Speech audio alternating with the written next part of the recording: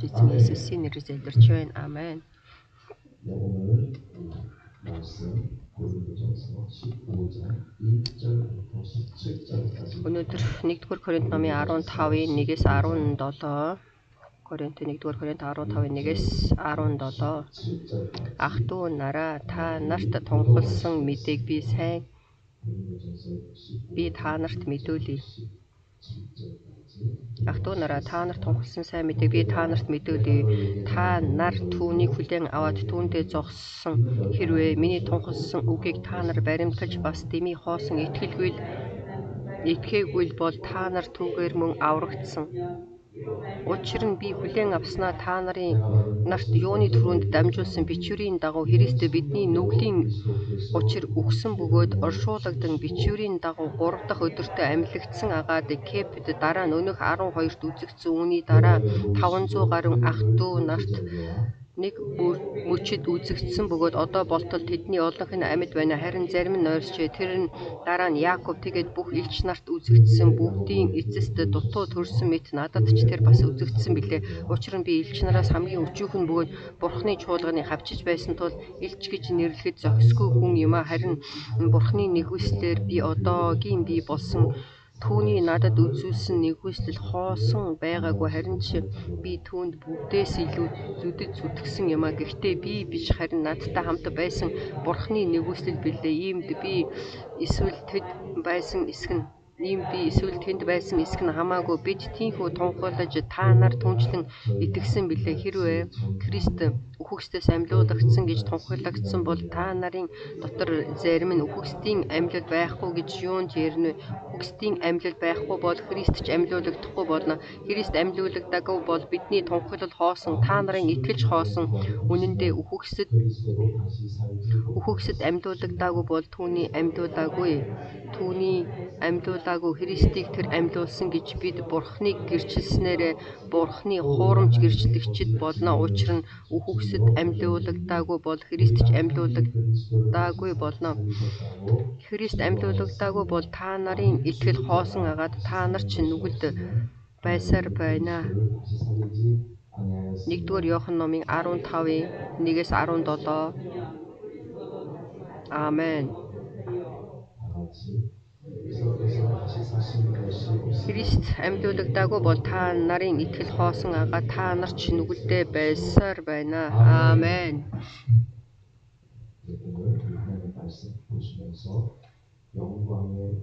Өнөөдөр Бурхны бидэнд өгсөн үгийг хараад алдрын амьлал сэдвтэй эзний ивэлийг та бүгдтэй хуваалцахыг хүсэж байна. Бурхан бол амь. Амен.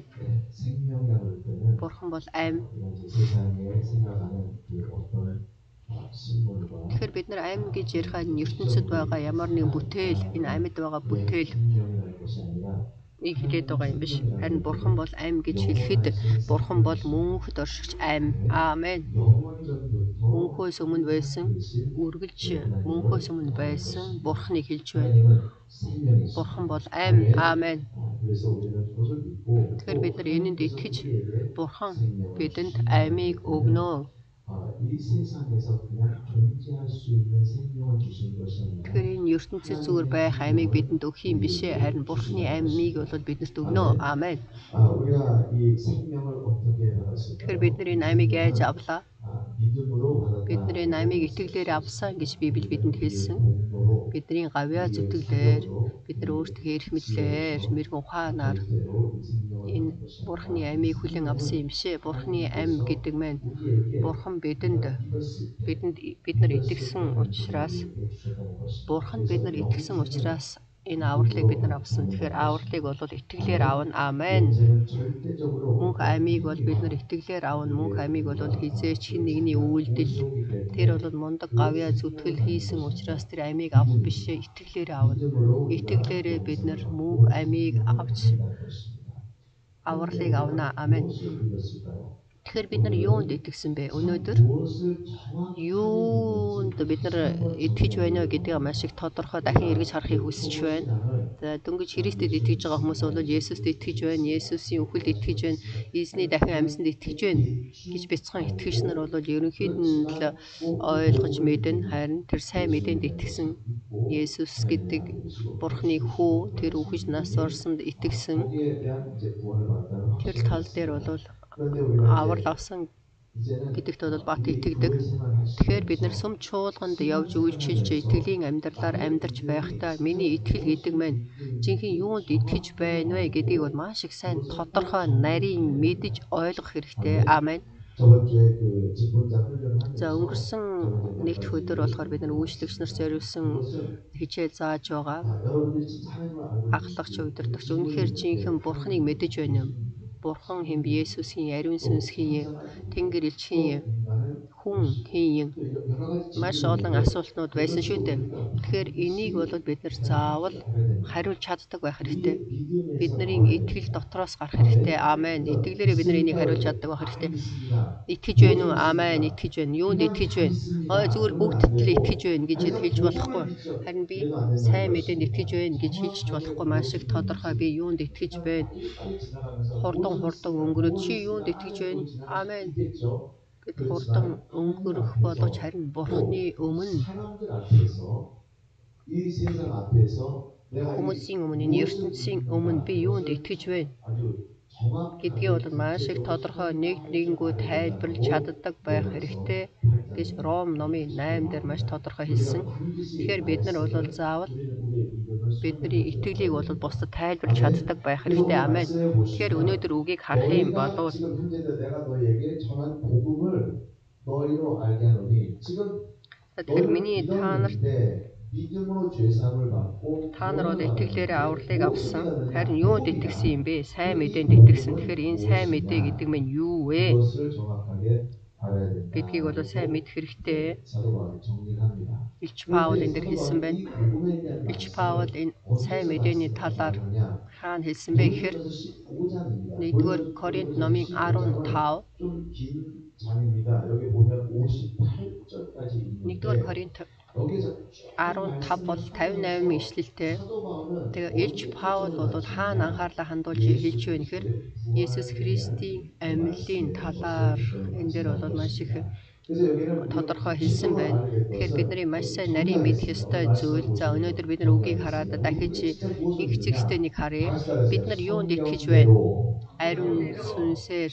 Амен. 네, 누구의 말이 아닙니다. Хиний нэгний хүний үг биш, хин нэгний зүүд биш, 누구의 환상이 아닙니다. хин нэгэн өмнөний үзэгдэл биш. 말씀대로 Библийн үгийн дагуу. 아멘. Амен. 그 성경 말씀 Библийн үгийн дагуу Библийн үгийг бол Бурхан бидэнд өгсөн хэн нэгэн хүн зохиолж бичсэн үг бишээ. Уран зохиолын ном биш, үлгэрч биш. Энэ бол эртээр үе үгч биш. Ямар нэгэн түүхийн номч биш. Бурханы үг дахиад хэлэх юм бол Библийн дагуу бид нар юунд итгэж байна вэ? Библийн дагуу Христ бидний гэм нүглийн талаа төлөө үхэж 예수님께서 오셔서 Есүс Христ 감당하셨다. энэ ертөнцийн эрэхтэй бидний гэм нүглийн төлөө өгсөн гэдэгт бид нар итгэдэг. Аамен. 이것은 정확해야 됩니다. Энийг бол маш тодорхой сайн мэддэг байх хэрэгтэй. Есүс өгсөн учраас түүнд итгэж байна. Яагаад өгсөн гэдгийг бол бид нар мэдэх хэрэгтэй. Маш олон хүмүүс үхэл 그것을 초점을 맞추자. гэд тэрэнд анхаарлаа хандуулаад байх юм бол харин Есүсийн хувьд 죽음인 나를 믿어라라고 말한 적이 үгсэн 없고 надад итгээрэй гэж хэлсэн удаа байхгүй. Би бол амьлал 나를 믿어라. надад итгэе гэж хэлсэн. Аамен. 아멘. Аамен. 나는 죽음이요 그런 Би 적이 бол 없습니다. үхлээ гэж хэлсэн удаа байхгүй. 그래서 우리가 사망을 믿는 Тэгэхээр 것이 бид нар 아닙니다. үхэлд бол итгэж байгаа юм биш 죽음을 ээ. 믿는 것이 Бид 아닙니다. нар үхэлд итгэж байгаа юм биш. Харин 부활이신. 그래서 예수께서 나는 부활이요. Есүс хэлэхдээ би бол дахин амьлал би аим надад итгэсэн хүн юунд итгэж байна? Тэгэхээр Есүст итгэнэ. 부활을 믿는다. Есүсийн амьлалд итгэнэ. Есүсийн амьд итгэнэ гэсэн үг. Аамен. Тэр бол амьлал 그것을 믿는다는 үүнд 것입니다. бид нар итгэдэг. Аамен. 그래서 그냥 아무 생각 없이 Тэгэхээр ямар нэгэн 계속해서 бодол 주장이 байхгүй. 그냥 Тэгвэл 있습니다. Есүс 그런데 өгч байгаа 우리는 учраас би 말하는 итгэж 것은 байна гэж 오히려 одоо ухаан жолоогүй хэлэх биш ээ. Энэ дээр бол маш их тодорхой бид нар харах юм 성경대로 бол 그리스도께서 우리 Библийн 죄를 위하여 дотор бол 죽으셨다는 것입니다. Есүс бидний гэм 어느 нүглийн төлөө 죽음이 өгсөн. 아니라 Ямар нэгэн үхэл биш. 예수님께서 Харин 우리의 죄를 Есүс бидний 감당하셨다는 гэм 것을 нүглийг 우리는 үүрсэн 믿는다는 гэдэгт бол 것입니다. бид нар итгэдэг. Амен. 아멘. Амен. 아주 우리는 Бид 정확하게 нар бол 믿어야 маш их 됩니다. тодорхой сайн 그것만 ойлгож 아니라 мэдэж итгэх 복음은 хэрэгтэй. Сайн мэдээ гэдэг маань 이제 첫 포인트가 있는데 анхны 성경대로 예수님께서 우리 за 죄를 감당하셨다. Библийн дагуу 그런데 Есүс бидний 그것만 гэм нүглийн 아니면 төлөө өгсөн. 두 번째로 Түүгээр зогсохгүй хоёрт нь бол 장사되었다가 되었다가 성경대로 다시 Библийн 한번 дагуу 말씀하세요. дахиад 다시 따라하세요. 성경대로 Библийн дагуу 성경대로 Библийн дагуу 하나님의 말씀대로 Бурхны үгийн 사흘 дагуу 만에 다시 살아나사. 3 дахь өдөр дахин амьдлнаа гэж хэлсэн. 그래서 Бичвэрийн дагуу Христ бидний нүглийн учир өгсөн бөгөөд оршуулгдан бичвэрийн дагуу 3 дахь өдөрт амьлсан агаад амен. Есүс дахин амьлсан гэдэг маань энэ бол дахин амьлал амен. 여러분 저번 주에 제가 말씀을 드렸죠. 비- 예수님께서는 Өгсөн удаа 오셔서 та бүгдэд хэлсэн. Есүс Христ ирээд хүний хүү 하나님께서만 할 수 있는 것을 Бурхны 하셨습니다. хийж 그것은 무엇이냐? чадах зүйлүүдийг л хийсэн. Тэр юу вэ гэхээр 사람은 хүн 누구를 위해서 хэн нэгэн хүний 죄를 төлөө 감당할 수가 түүний 없습니다. гэм нүглийг бол үүрэх боломжгүй. Харин Есүс Христийн хувьд бол энэ боломжтой. Энэ бол Бурханд л боломжтой. 예수님께서 우리의 Тэгэхээр 죄를 감당하셨다는 Есүс 것입니다. бидний гэм нүглийг 그런데 үүрсэн. 우리가 Амен. 오늘 우리가 Тэгэхээр өнөөдөр дахин амьдлын өдөр 무엇을 더 구체적으로 알고 배워야 되냐? бид нар эндээс юуг сурч мэдэх ёстой вэ гэхээр 예수님을 амьлал болсон Есүст итгэнэ. 죽음이신 Үхэл болсон 예수님 Есүст итгэх бишээ. Амен. 부활이신 Дахин 예수님 амьлсан амь 생명이신 예수님을 우리는 амьлал болсон Есүс бид нар итгэдэг. Амен. 그래서 부활이 무엇이냐? 그것을 Тэгэхээр дахин амьлал гэдэг нь юу юм бэ? Бид нар энийг маш сайн тодорхой мэдэх хэрэгтэй. За өнөөдөр бол андуурч байгаа буруу ойлгож байгаа зүйлүүдээ ойлгож үнэхээр энэ дахин амьлал гэдэг нь юу юм бэ гэдгийг сайн ойлгох хэрэгтэй. Тэгэхээр дахин амьлал гэдэг энэ үгийг бол энэ ертөнц ч гэсэн хэрэгэлдэг. Өөр төрөөр дахин амьлал гэдгийг үгийг бол хэрэгэлдэг. Гэхдээ 세상이 우리에게 보여주는 ертөнцийн бидэнд харуулж байгаа тэр амьлал бол амьлал биш ээ. Бид нар бол амьлал гэдгийг бол маш сайн тодорхой мэдэж түүнд итгэх хэрэгтэй. Амен. 그래서 그것이 복음이기 때문에 Энэ бол сайн мэдээ учраас бидний сайн мэдээ дахин амьдлын төлөө жинхэнэ амьлал гэдэг нь юу вэ? Тэгэхээр энэ дээр үгийг харах юм бол Есүс дахиж 지금 4절과 5절 за 4-5-ыг бол пастор уншиж байна. 1-р Коринт 15-ын 4-5 оршуулгдан бичвэрийн дагуу 3 дахь өдөрт амьлуулагдсан агаад Кефэд дараа нь өнөх 12-т үзэгдэжээ. Амен. 12-ыг харъя. Хэрвээ Христ үхэгчдээс амьлуулагдсан гэж тунхаглагдсан бол та нарын дотор зарим нь үхэгчдийн амьлал байхгүй гэж юунд ярина вэ? Амен. Амьлал гэдэг мэн. За өнөөдөр энэ дэр хоёр үг гарч байна. Адилхан үг гарч байна. Тэр юу вэ гэхээр дахин амьлсан. Үхээд дахин амьлсан. Энэ бол дахин амьлалыг хэлж байна. Амен. Тэгэхээр энэ дэр юу гэж хэлж байна? Христ үхэгчдээс амьлуулагдсан гэж тунхаглагдсан бол энэ бол дахин амьдлаа. Дахин амьлал гэдэг нь энэ ертөнц энэ дахин амьлыг яаж харж байна гэхээр энэ философийн дагуу хараад байна. За бизнесийн ажил нь сайн болохгүй байж байгаа. Дахиж эхлээл би бол дахиж амьдлаа. Энэ бол дахин амьлал биш. Энэ бол зөвхөн дахиж эхэлж байгаа ажил шүү дээ. Дахин амьлал гэдэг нь дахин эхэлж байгаа зүйлийг бол дахин амьлал гэж хэлэхгүй. Амен. Амен. Үхээд дахин амьлсан. Амен. Тэгэхээр бид нар дахин амьлал хэрэгтэй гэхээр бидний амьлал ч гэсэн бидний амьдрал дахиж эхлэх биш шүү дээ. Бид нар бол махбодын хувьд үхэн махбодууд байхгүй болно, шороо болно. Харин дахин амилсан гэж хэлэхэд 썩지 않는 몸을 дахиж 받아서 ялзарч муудахгүй тэр биеийг хүлээн авч 살아간다는 것입니다. амилнаа гэдгийг хэлж 그것을 우리는 байна. 알아야 Энийг бол 됩니다. бид нар мэдэх хэрэгтэй. 우리는 항상 이렇게 세상을 보면 Тэгэхээр бид нар 다시 энэ 산다, ертөнцийг 그러면 харахтаа дахиж 다시 амьдлаа гэхээр 살아있다, дахиж бүх 한다. зүйлийг эхлүүлж байгааг хэлээд байдаг. Дахин амьдлаа тэр 임했습니다. дахин амилсан. 그것은 아닙니다. Үгүй ээ, тэр бол биш. Дахин амлал гэдэг маань дахин амлал гэдэг үг бид нар сайн ойлгож бид хэрэгтэй. Дахин амилна гэдэг маань энэ үхээд амилахыг хэлж байна. Амен. Тэгэхээр бид нар энэ ертөнцид харах юм бол өнөөдөр үгийг маш тодорхой библиэлдэж ирлээ. Амен, амен. Би 2015 оноос эхлээд энд номлосон. Манай сумчуулган энд бол гинт өндөг янз янзын өндөг тараагаал байсан. Тэгээ Солонгост бол өндгийн гадна талд нь янз янзаар будаа тараагаад байдаг. Тэрийг бол Америкт бол туулай болон өндөг гаргадаг гэж бие биентэйгээ хуваалцдаг туулай бол өндөг гаргах боломжгүй. Туулай болон өндөг хоорондоо бие биентэйгээ хуваалцаад тэгээд тэр бол өндөг чанаал тэгэл өндөгөө хуваалцаад харин би бол энийг хараад энд ирээд ерөөсөө байхгүй болгосон. Ерөөсөө би бол шууд дасан зогсоосон. Тэр шалтгаан нь юу вэ гэхээр шалтгаан байгаа учраас энийг би та бүгдэд үгийг тодорхой хэлье. Дахин амьлал гэдэг маань ертөнцийн төр бол ерөөсөө биш ээ. Дахин амьлал за энэ үхэл бол энэ ертөнцид байна. Энэ зовлон ертөнцид байна. Бүхий зүйлүүд энэ ертөнцид байна. Харин юу ганцхан байхгүй вэ? Амьлал, дахин амьлал энэ ертөнцид байхгүй. Амен. Тийм учраас энэ ертөнц энэ дахин амьлалыг бол ойлгодогчгүй, итгэдэгчгүй. Амьлал гэдгийг бол ерөөсөө мэдэхгүй. Харин Христэд итгэдэг хүмүүсийн хувьд биднэрт өгсөн тэр Бурхны үнэн гэж юу юм? Амьлал. Амен. Тэр амьлал нь Есүсийн харуулсан зүйл учраас түүнээс өөр бид нар бол зүйлийг ярих хэрэггүй. Түүнээс өөр ямар өөр төрхөөр бид нар бол энийг мэдүүлэх гэж хүсээд байх хэрэггүй. Амьлал гэдэг маань үхвээд дахин амьлахыг хэлж байна. Амен. Тийм учраас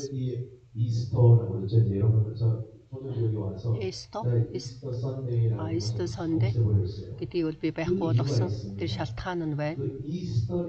Истор гэдэг энэ үг маань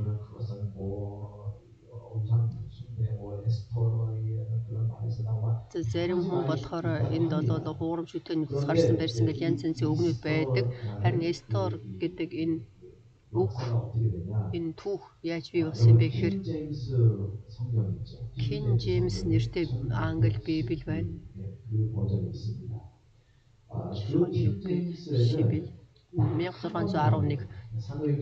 За Үйлс ном дээр нэг удаа гардаг King James номд за Херод хаан дагалдагч нарыг бариад аллах гэж байхад одоо бол биш. Харин Эстогийн өдөр өнгөрсний дараа алъя гэж хэлсэн. Ерөөсөө Библиэлд King James-ийн тэр Библийн ном дээр бол Эстор гэж гарсан учраас King James бодвол энэ маш их сайн орчуулагдсан ном гэж хараад байдаг хүмүүс маш их байдаг. Тийм болохоор Эстор гэж гарч байгаа учраас тэр ямар үгнээс болж тэр Эстор гэж үг гарсан бэ гэхээр энэ Эстор гэдэг үг бол алгаслын баяр. Алгаслын баярыг бол Эстороор солиод хийчихсэн үг байна. Орчуулж байгаа хүмүүс орчуулга дээр тэгж бичсэн боловч харин тэр яг жинхэнэ оригинал Библиэлд бол тийм Эстор гэсэн үг байхгүй. Алгаслын баяр. Алгаслын баяр. Тэр өдөр алгаслын баярын 7 хоногоо гээд King James ном дээр бичсэн байдаг учраас Easter Sunday гэж хэлдэг байна. Тэгэхээр бид нар бол Easter гэж хэлэх ёстой гэж хэлдэг. Тэгэхээр би энэ Истор 이스터는 гэдэг үг би яагаад энд хассан юм бэ гэхээр 유월절을 대신 말한 겁니다. алгаслын 유월절을 баярыг 대신. хэлж 그렇기 байна. 때문에 우리는 지금 예수 그리스도의 부활을 지금 Харин бид нар 하나님께 бол Есүс 찬양하고 Христийн дахин 부활을 амьдлыг бурханд магтаж 기념하고 дахин 부활 예배를 амьсан 하나님께 거룩한 예배를 드리는 거 아닙니까? тэр 그렇기 өдрийг 때문에 эзэн 거기에서 дурсан санаа бид нар 오히려 тэмдэглэдэг шүү 6월 дээ. 예배라는 Харин 것은 дахин 순서되지 амьдлын 않습니다. баяр гэж хэлэхээс биш 6월절은 алгаслын 벌써 баяр гэж бол 지났어요. хэлэхгүй тэр 성경이 6월절 алгаслын баяр бол 지금 аль 우리가 хэзээний 6월절 өнгөрсөн шүү 그러지 дээ. 않거든요. Бид нар бол одоо алгаслын баяр гэж ярьдгүй. 그렇게 Есүс 말씀하시는 бол 거예요. өгсөн. 그렇기 때문에 Тийм 우리는 болохоор 6월절 썬데이나 이스터 썬데이나 그러지 않고 우리는 Эстэ Сондэй гэж хэлэхгүйгээр бид нар бол 부활절 주일이다. дахин амьдлын баярын 7 хоногоо гэж ярьдаг. Солонгос 비밀이 хэлээр 없기 бол 때문에 이스터라고 그러지 않잖아요. тэгж хэлдэг. Гэхдээ Солонгос Библиэл дээр болохоор 그래서 저도 King James-ийн Библийн орчуулга байхгүй учраас Солонгос хэл дээр маш тодорхой дахин амьлал гэж хэлж байна. 부활주일이다. resurrection. 그래서 저는 이게 좀 길어요. 그렇기 때문에 그래도 괜찮아요. resurrection Sunday. 예, 이게 resurrection. 그렇게 말한다는 것입니다. 그래서 그것을 또 дахин амьлалын 7 хоног. 저 앞에서 이스터라고 해갖고 저도 이스터라고 그래야 За зарим хүмүүс болохоор Эстер гэж гээд миний царийг хараад иж болохгүй. Гэхдээ ер нь бол энийг сайн нарийн мэдэх хэрэгтэй. Эстер гэдэг үгнүүд би хасаад байгаа шалтгаан нь эзэн дахин амьлсан. Дахин амьлалын 7 хоног гэж хэлэхээс биш харин алгаслын баяр гэж бол хэлэх хэрэггүй. Тийм учраас энэ Эстер гэдэг үг бол алгаслын Эстер туулаа алгаслын баяр гэж хэлэхгүй. Тэгэхээр энэ бол ертөнцийн заншил их Крисмасын тэр өдөр өвгөн Крисмас өвгөн ирээд өвдөө өвгөн ирээд бэлэг өвдөөгөө хүүхдүүдэд заадаг. Наманаас өмчүүлгэнд болоод тийм зүйлүүдийг хийдэг шүү дээ. Урд нь бол хийж байсан. Америкт бол хийж байгаа. Энэ болохоор Библийн дагуу биш учраас энийг бол байхгүй болгосон. Жинхэнэ тэр санта өвөө бол байхгүй шүү дээ. Тэгээ Эстерийн 7 хоног ч гэсэн гинт бий болсон тэр юу вэ гэхээр Эстер туулай болвол өндөг авцарсан. Маш олон өндөг авцраад хүүхдүүдэд бол өгсөн гэсэн тийм үлгэр бол байдаг. Тэгэхээр туулаа бол өндөг гаргадаг шүү дээ. Бүжин гаргадаг болохоос биш. Тэгэхээр туулааны хувьд яаж өндөг гаргах энэ маш их сонирхолтой шүү гэж хэлээд тэгэл тэр өндгийн үйл янз янзаар буудаад байдаг. Ягаад туулаа гэж хэлсэн бэ гэхээр туулаа бол маш их өсч үрждэг туулаа учраас туулаа бол маш их олон бүжин гаргадаг учраас аймаар дүүрэн тэр бол зүгээр нэг тийм амьтан. Тэгэхээр өндөгнөөс амь гардаг учраас тэгээ маш их сонирхолтой. Тэгээ бүжин гаргасан туулаа өндөг авцарсан ямар сонирхолтой гэсэн утгаар бол энэ өндгийг дамжуулж байна. Тэгэхээр энэ маш олон сүмчуулганууд бол энийг дагаад ийм зүйлүүдийг хараад үхээд амьлсан ихэн үхээд өндөг гаргаад амь гаргаана. Энэ бол дахин амьлалын утга учраа гэж эргүүлээд зааж байна. Энэ бол заахад маш их хэцүү. Тэгээ ингэж хэлэхэд бол бас ойлгож байна. Тэгэл ингэж болоод хүмүүс тааруулаад тэгэл уун сууны доодх нь улаан гээл ингэж сүнслэг зүйлүүдийг оруулаад бас яриад байдаг. Тэр энэ бол үг биш ээ. Библийн үг биш.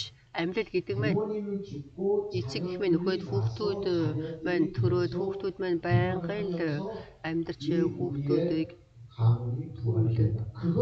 тэгээ бид нар бол амьтаа болсон гэж хэлээд байгаа юм биш үү дээ. Амьлал гэдэг маань Иесус Христ хүн төрлөختний гэм нүглийн төлөө өхөн дахин амьлсан, бурхан түүнийг амьлуулсан. Тэрийг бол дахин амьлал гэж хэлж байна. Ямар нэгэн туулаа байгаад өндөг байгаад ийм тийм зүйлүүд хэрэг байхгүй. Харин дахин амьлалын өдөр тэр өндгийг бие биентэйгээ хуваагаад өгөөл эстэ гэж туулаа өгөөл тэгж өгөх өгж хуваалцах тусам жинхэнэ амьлын өдрийн утга учир байхгүй болно. Тийм болохоор би болоод бүү тэгж хий.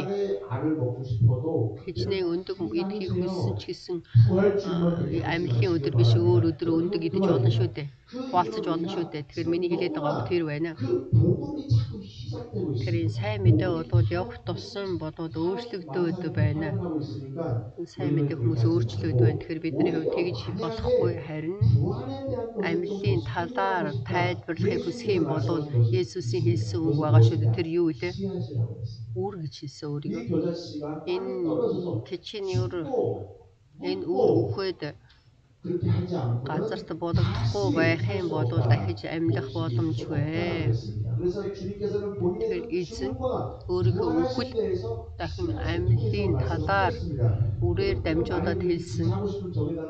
Жинхэнэ үнэхээр хийхийг хүсчвэл тэр үнэхээр үрийг та нарт тарих хэрэгтэй. Гэхдээ энэ болгон бол хэрэггүй.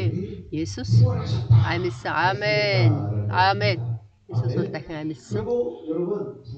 Тэгэхээр дахин амьлал гэдэг маань ямар нэгэн философи онд дахиж бий болоод байгаа юм биш.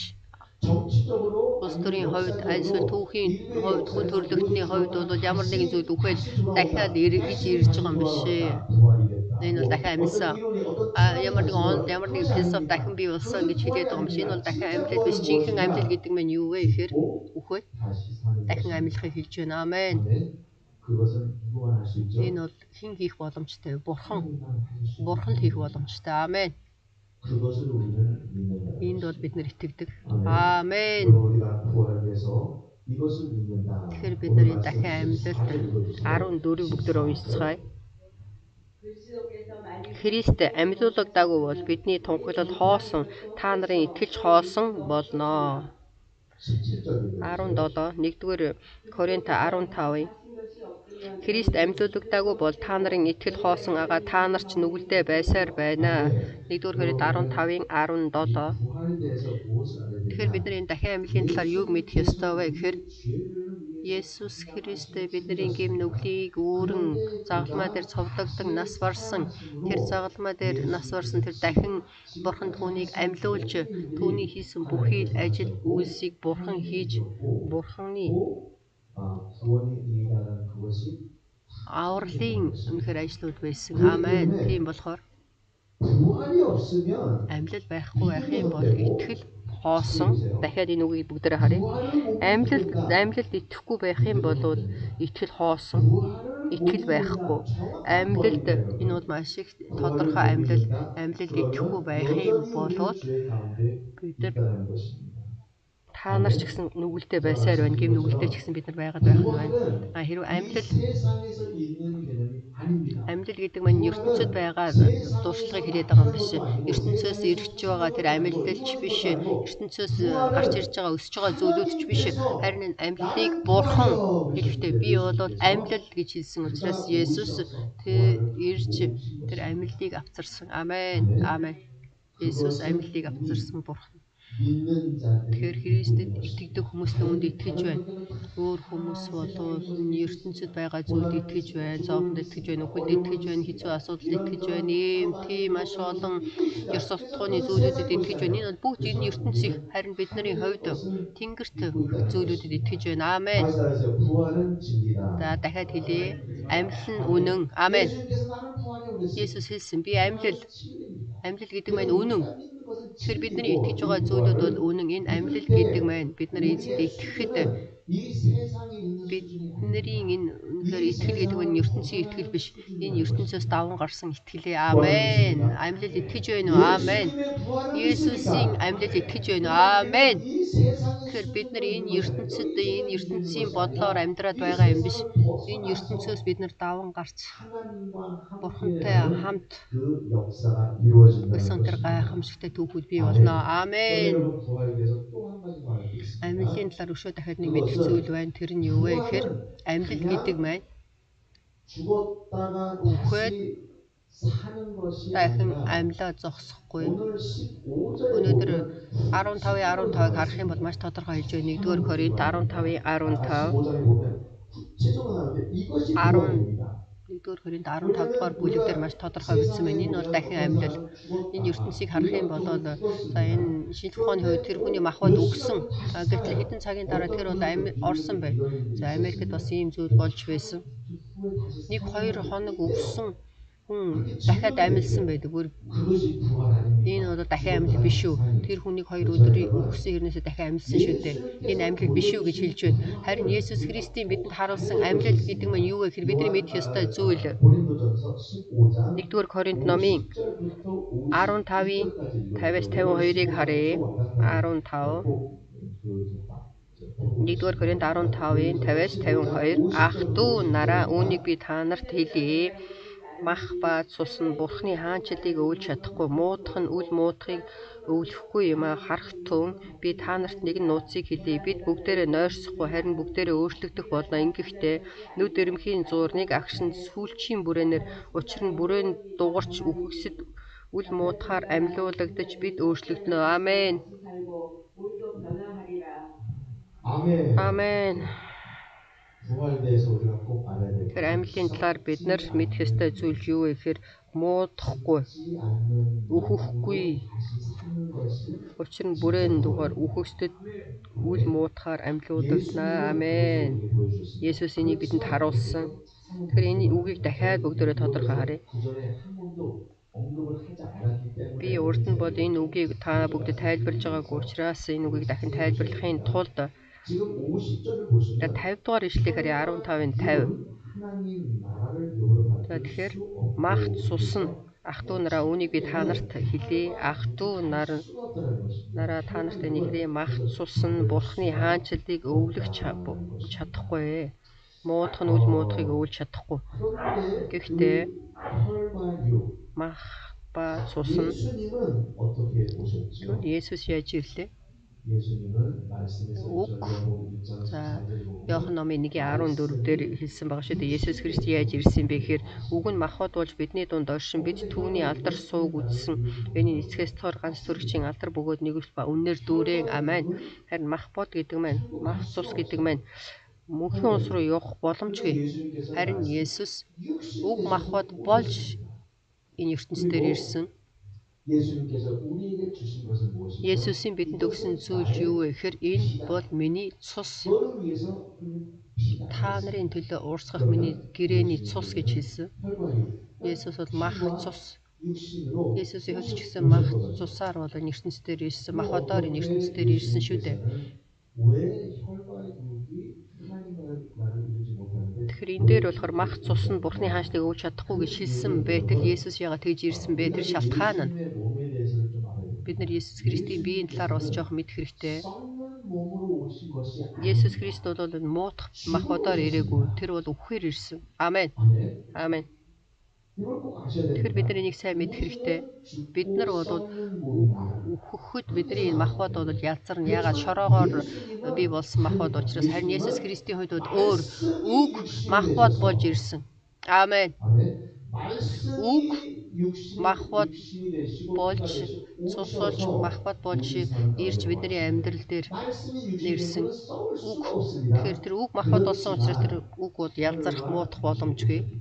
Мах цусаар ирэхдээ Есүсийн хувьд бол өөхөх боломжтой. Есүс тэгж ирсэн шалтгаан нь бидний гэм нүглийн төлөө тэр үхлийг амсахын тулд ирсэн. Аамен. Үхэхээр ирээд дахин амьлахад дахиж үхэж язрахааргүйгээр тэр махбодоор дахин амьсан. Аамен. Тэгээ Есүс дахин амьлахдаа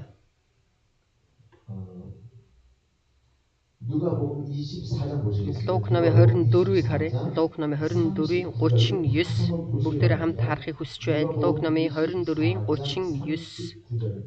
Миний гар, миний хөлийг хараач, энэ чинь би өөрөө байна. Надад гараа хүргээд үз. Учир нь сүнсэнд та нарын харж байгаа байгаа над шиг яс мах байдгүй юм аа гэвэ. Тэгэхээр орчуулгыг би бай бүгдийг хардаг. Грек хэл дээр ч, англи хэл дээр, солонгос хэл дээр ч, еврей хэл дээр ч би хардаг. За солонгос хэл дээр орчуулга маш тодорхой сайн бичсэн үе байдаг орчуулсан. Одоо л энэ англи хэл дээр маш сайн орчуулсан орчуулга байдаг. Харин энэ дээр болохоор солонгос хэл дээр маш их тодорхой зөв орчуулсан байна. Есүс Луг номын 24-ийн 39 дээр Есүс хэлэхдээ юу гэж хэлсэн бэ гэхээр тэр цусаа урсгаж өгсөн шүү дээ. Тийм болохоор тэр бол цусаар ирсэн. Цусан дотор ам байдаг учраас тэр амийг бидэнд өгөхөөр ирсэн. Амен. Тэрийг бүгдийг үнэхээр урсган тэр үнэхээр бидэнд амийг өгөхийн тулд өгсөн. Тэр дахин амьлахдаа яаж амьдсан бэ? Эзэн хэлж байна. За миний гар, миний хөлийг хараач. Энд чинь би өөрөө байна. Надад гараа үргээд үз. Учир нь сүнсэнд та нарын харж байгаа над шиг мах яс байдгүй юм аа. Энийг бол дахин амьлсан эзний биеийг хэлж байна. Эзний дахин амьлсан бие нь дахиж өгөх боломжгүй. Одоо бол цус байхгүй. Биднэрт амийг өгөхийн тулд тэр цусыг урсгасан цус байхгүй. Зөвхөн биеэр дахин амьлсан. Аваа. Тэгэхээр би болохоор ерөөсөө л гинт ханыг цоолоод ороод гараад байдаг. Гинт байгаад гинт байхгүй болдог. Амен. Тэгэхээр тэр бол юм уугч боломжтой, идэвч боломжтой бие. Есүс тэр биеэр дахин амьдсан. Амен. Дахиж бол өгөх бие биш. Хэрвээ бид нар Есүс Христийн ивэлийг мэдэж тийм болов. Есүс бол дахиж өгөх боломжгүй учраас бид нар тэрийг хаях боломжгүй. Есүс Христ дахин амьдсан учраас. Тэгэхээр энэ амьлал гэдэг маань дахин амьлсан, дахиж өгөхгүй биеэр бол дахин амьлсан. Энэ бол жинхэнэ амьлал. Амен. Тэгэхээр бид нар Есүс Христийн амьлалд итгэж байна. Амьлал шиг тэр философид итгэж байгаа юм биш. Ямар нэгэн зүйл байхгүй болоод дахиж иглүүлэх тэр зүйлд хилээд байгаа юм биш. Харин Есүс Христ өгөхээр ирээд өгөж дахин амьлсан, дахин амьлахдаа өөхөхгүй, ялзрахгүй мах өдөр дахин амьлсан. Энд бол бид нар итгэдэг. Амен. Тэр амьлсан биеэр одоо дээшээ өргөгдсөн. Амен. Тэр дахин амьлсан биеэр дээшээ өргөгдөхдөө тэр хүмүүсийн өмнө ерөөсөө дээшээ тэнгэр лүү рүү явсан шүү дээ. Тэр бие бол өөхөхгүй бие. Тэр бие бол огторгыг даваад Бурхны тэр гайхамшигтай сүнслэг махбод. Амен. Энэ бол жинхэнэ амьлал. Амен. Есүс би амьлал гэж хэлэхэд бид нар энд итгэх хэрэгтэй. Амен. Амьлал гэдэг маань дахин амьлахыг хэлж байна. Тэгэхээр тэр махбод бол дахин амьлахыг хэлж байгаа юм биш, харин хуучин гэрээн дээр ч гэсэн бол үхээд амьсан хүмүүс ч байсан, Назарч гэсэн мөн дахиад амьсан шүү дээ. Тэр бол дахин амьлал биш ээ. Харин жинхэнэ амьлал гэдэг маань юу юм бэ гэхээр сүнслэг биеэр дахин амьлна гэдэг. Энэ бол жинхэнэ амьлал. Амен. Өнөөдөр үгийг харах юм бол Бурхан. Амен.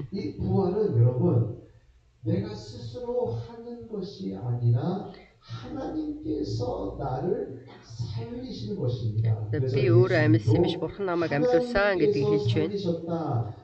Есүсийг Бурхан амьлуулсан гэсэн тэр үг болоод байн гарч байна. Эсхийн алдраар Христ үхэгчдээс амьлуулагдсны адил би мөн шинэ амийн дотор явах болно. Амен. Аав түүнийг амьлуулсан. Энэ бол дахин амьлал. Дахин амьлал гэдэг маань Бурхан хүлээн зөвшөөрсөн. Бурханы бидэнд шинэ биеийг Бурхан өгнө. Амен. Тэгэхээр өнөөдөр бид нар үгийг харах юм бол 1-р Коринт 15-р бүлгийг харах юм бол энэ сайн мэдээ бид нар аль хүртэл итгэх вэ гэхээр Есүс дахиж амьлсан учраас түүнд итгэдэг хүмүүс ч гэсэн дахин амьлнаа. Амен. Тэр өдөр ирнэ.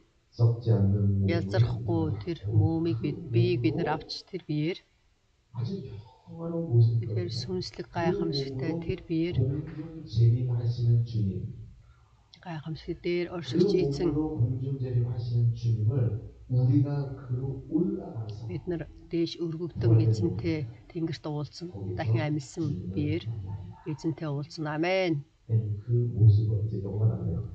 그리고 그 모습이 Тэгэхээр тэр дүр 모든 사람이 그것을 хийг болоод бүхий л хүмүүс харнаа. Амен. 아멘. Амен. 그날이 너무나 기다리시죠. Тэр өдрийг үнэхээр гайхамшигтай хүлээж байна. Тэгэхээр бидний итгэл юу юм бэ? 무엇을 위해서? Юуны төлөө? Яах гэж итгэж байгаа юм? Бид нар яах гэж юуны төлөө итгэлийн амьдралаар амьдраад байгаа юм? Би эцсийн хүртэл итгэлийн амьдрал яах гэж амьдрах гээд байгаа юм? Бидний дахин амьлын төлөө. Энэ амьлал гэдэг нь анхны амьлал. Амен. 그 심판의 부활을 Энэ шүүлтийн амьлал биш, энгийн амьлал биш. Анхны амьлал гэж Итгэл номдэр хэлсэн. Тэгэхээр бид нарын анхны амьлалд оролцохын төлөө 1-р Коринт номын 15-ыг унших юм болов бид нар тэр өдрийн төлөө тэр өдөр бид нар өөрчлөгдөн. Эзний дотор өгсөн хүмүүс бүгд дахин амилж үлдсэн хүмүүс ч гэсэн тэр хоромд сүнслэг махбодтой болж сүнслэг махбодыг хүлээн авч тэнгэрт бид нар эзэнтэй уулзна. Тэгэхээр энэ дахин амьлал гэдэг үг Христэд итгэдэг хүмүүс өөр зүйлгүй хэрэглэхээрээ энэ дахин амьлал гэдэг үгийг өөр зүйл хэрэглэгч боломжгүй. Энэ дахин амьлал, жинхэнэ амьлал, Есүс Христийн амьлал болон бидний анхны амьлал гэдэгт бид нар итгэж байна. Энэ бол бидний итгэлийн амьдрал. Амен. За энэ 1-р Коринт 15 дээр гарч байна. 1-р Коринт номын 15:29-ыг харъя. 1-р Коринт номын 15:29. Тийм биш бол үхэгсдийн төлөө баптизм хүртэгч нь юу хийж байгаа хэрэг вэ? Хэрвээ үхэгсдэд огт амьлуулагдахгүй юм бол юунд тэдний төлөө хүмүүс баптизм хүртдэг вэ? Амен. За энэ дээр баптизм бас гарч байна. Баптизмыг бид нар мэдэх хэрэгтэй. Баптизмаар дамжуулаад үхэгсдийн төлөө баптизм хүртэгч нь юу хийж байгаа хэрэг вэ? Тэгэхээр бид нар энэ хуучин хүнээ оршуулж байна шүү дээ. Баптизмаар дамжуулаад эзэнтэй хамт үхнэ гэсэн жинхэнэ бодиттой зүйл хэрэгжиж байна. Тэр баптизмаар дамжуулаад тэр баптизмыг хүлээн авснараа эзэнтэй хамт нэг болж бидний хуучин энэ хүн болоод хуучин хүний бол бид нар баптизмаар дамжуулаад оршуулад тэгээд тэр дахин амьлын төлөө дахин амьдрах тэр амьдрал гэдэг маань баптизм хүртсэн амьдрал. Ром номын 6-г хараад дуусгая. Ром номын 6-гийн 4-5. Тиймд бид үхэл рүү баптизм хүртснээрээ түүнтэй хамт оршуулгдсан учраас эцгийн алдараар Христ үхэгсдээс амьлуулагдсны адил бид мөн шинэ амийн дотор явах юм. Учир нь хэрв бид түүний үхэлтэй адил байдалд холбогдсон юм бол мэдээж бас түүний амьлалтай ч адил байдалд холбогдох болно. Амен. Амен. Амен. Тэгэхээр бидний итгэлийн амьдрал дотор бид нар юуг авч амьдрах вэ? Тэгэхээр эзэнтэй бид нар нэг болж эзэнтэй хамт үхэж за энийг харах юм бол бидний үхэл тийм бид үхэл рүү баптизм хүрснээрээ түүнтэй хамт оршуулгдсан учраас эцгийн алдраар Христ үхэгсдээс амьлуулагдсны адилаар бид шинэ амийн дотор явна. Амен. Тэгэхээр бид нар бол дахин амьлаагүй. Гэхдээ дахин амьлсан Есүс Христтэй бид нар нэг болсон учраас тэр амьлалын хүч чадал бидний дотор үргэлж байна. Амен. Тэгэхээр бид нар шинэ амин дотор яаж амьдрах вэ гэхээр бидний зүрх сэтгэлийн шинжлэгдэнэ. Амен. Шинээр амьдрна. Тэгсэн ч гэсэн бидний ертөнцид амьдарч байгаа итгэлийн амьдрал гэдэг нь дахин амьсан Есүс Христтэй нэг болсон дүр төрхөөр амьдрахыг хэлнэ. Амен. Тийм учраас миний дотор тэр дахин амьлын хүч чадал байна. Дахин амьлын хүч чадлыг бол ертөнцөөс хайх боломжгүй тэр гайхамшигтай үнэн бидний дотор байна. Энүүгээр бид нар итгэлийн амьдралаар амьдарч ялнаа. Амен. 그 부활의 능력이 있는 자 Тэр гайхамшигтай 하나님의 дахин 역사를 체험하게 됩니다. амьлалын хүч чадалтай хүмүүс Бурхны гайхамшигтай хүч чадлыг мэдэж үзэж түүгээр зогсохгүй би энэ ертөнцийг ялах бат зоригтой байж тэр хэмжээгээр хинтээ хамт байх үгээр Христтэй хамт бид нар нэг болсон шүү дээ. Амен. 여러분 그것을 믿는 Үүнд 것이 итгэн гэдэг мэн 크리스찬 Христэд итгэдэг хүмүүс итгэл 믿습니다. амьлал итгэж байна. Бүгдээрээ хамт 예수 믿는 부활을 би Есүсийн амьлалд итгэж байна. 3 удаа хэлээ. Би Есүсийн амьлалд итгэж байна. Би Есүсийн амьлалд итгэж байна. Би Есүсийн амьлалд итгэж байна. Амен. 아멘. Амен. 기도하겠습니다. Бүгдээрээ хамт залбирцгаая. 같이 일어나셔서 Бүгдээрээ хамт босоо залбирахыг хүсэж байна. 하나님 감사합니다. Бурхан эзэн минь танд талархъя. 또 우리에게 Өнөөдөр бидэнд энэ гайхамшигтай өдрийг зөвшөөрч Есүс 다시 3 дахь өдөртөө дахин амьлж 다시 한번 그것을 깨닫고 дахин амьсан 그것을 таныг бид нар дахин ойлгон түүнд итгэж 이 시간에 энэ цагт эзэн таны өмнө итгэлээ харуулахыг хүсэж байна. Бурхан эзэн минь та бид бүгдийг удирдаач. Иммануэль чуулган үргэлж би бол амьлалд итгэж байна. Есүс Христийн амьлалд итгэж байна. Амьлал 그 놀라운 영광의 тийм тэр алдрын гайхамшигтай амьлалыг 승리할 수 있도록 дотор итгэлийн амьдралаар яалахад туслаач. Иммануэль чуулган 우리 안에는 예수님과 연합이 됐습니다. бид нар бол үргэлж Есүс Христтэй баптизмаар дагуулад Есүстэй нэг болсон. Бидний дотор дахин амьсан Есүс Христтэй байгаа гэсэн бат итгэлтэй байж тэр хүч чадлыг үзэж мэдэж Бурхны гайхамшигтай 우리 임마누엘 성교회가 될 수 있도록 хүчийг үзэж мэдсэн итгэгчнэр байх туслаач талархъя. 이제는 우리 주 Одоо 예수 эзэн Есүс Христийн ивэл 하나님 아버지 Бурхан Аавын хүссэн хайр, ариун сүнсний нөхөрлөл 나는 би 영광의 алдрын амьлалд итгэж байна. Есүсийн алдрын амьлалд итгэж байна гэж хэлсэн бүхэл дагалдагч нарын нэр одооноос эхлээд мөнхөд байх болтугай. Аамен.